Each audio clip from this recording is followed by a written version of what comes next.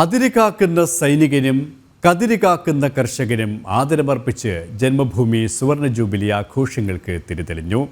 50ന്റെ നിറവിൽ നിൽക്കുന്ന ആഘോഷ ചടങ്ങ് കേന്ദ്രമന്ത്രി ജോർജ് കുര്യൻ ഉദ്ഘാടനം ചെയ്തു. ആവിഷ്കാര അഭിപ്രായ സ്വാതന്ത്ര്യ പ്രേമം പറയുന്നവരുടെ യഥാർത്ഥ സ്വഭാവം 50 വർഷം മുമ്പേ തിരിച്ചറിഞ്ഞിരുന്നുവെന്ന് കേന്ദ്രമന്ത്രി പറഞ്ഞു.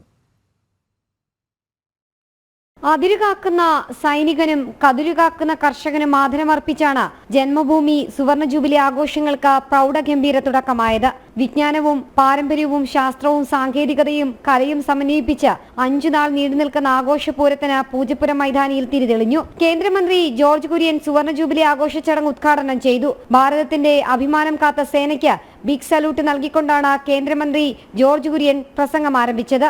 ഇപ്പോഴത്തെ ആവിഷ്കാര അഭിപ്രായ സ്വാതന്ത്ര്യ പ്രേമം പറയുന്നവരുടെ യഥാർത്ഥ സ്വഭാവം 50 വർഷം മുൻപേ തിരിച്ചറിഞ്ഞ അടിയന്തരാവസ്ഥ കാലത്ത് അവരുടെ ക്രൂരത നേരിട്ട പത്രമാണ് ജന്മഭൂമിയെന്ന് അദ്ദേഹം പറഞ്ഞു.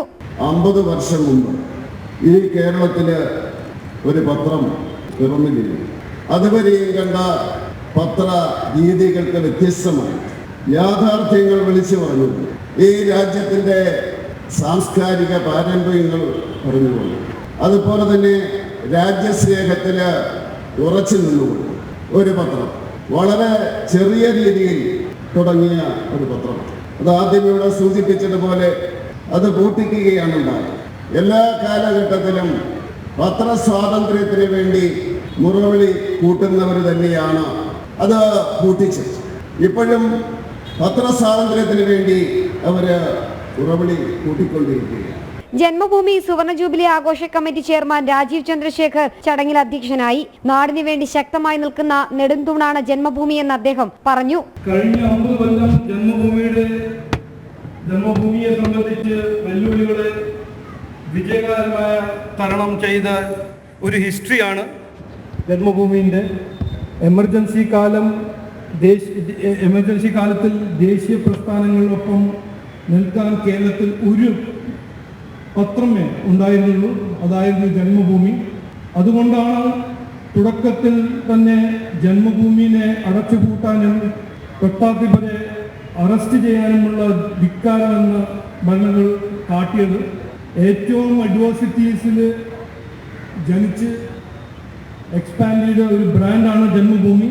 Janmabhumi managing director M Radhakrishnan മുഖ്യപ്രഭാഷണം നടത്തി. വിവിധ പ്രോഗ്രാം കമ്മിറ്റി ചെയർമാൻമാരായ കേരള ആരോഗ്യ സർവകലാശാല VC doctor Mohan Kunnummel, volleyball താരവും മുൻ IG-യുമായ S ഗോപിനാഥ്, പൈതൃക പഠന കേന്ദ്ര മുൻ director general doctor TP Sankarankutty Nair, നഗരാസൂത്രണ വിദഗ്ധൻ Anilkumar Pandala, chartered accountant Ranjith Karthikeyan, Janam TV chairman S Rajasekharan Nair, Kerala film produce association vice ചെയർമാനും ജനം TV എക്സിക്യൂട്ടീവ് ചെയർമാനുമായ G സുരേഷ് കുമാർ എന്നിവരെ കേന്ദ്രമന്ത്രി ജോർജ് കുര്യൻ ആദരിച്ചു. ശേഷം നടി നവ്യ നായരുടെ നൃത്തവും അരങ്ങേറി.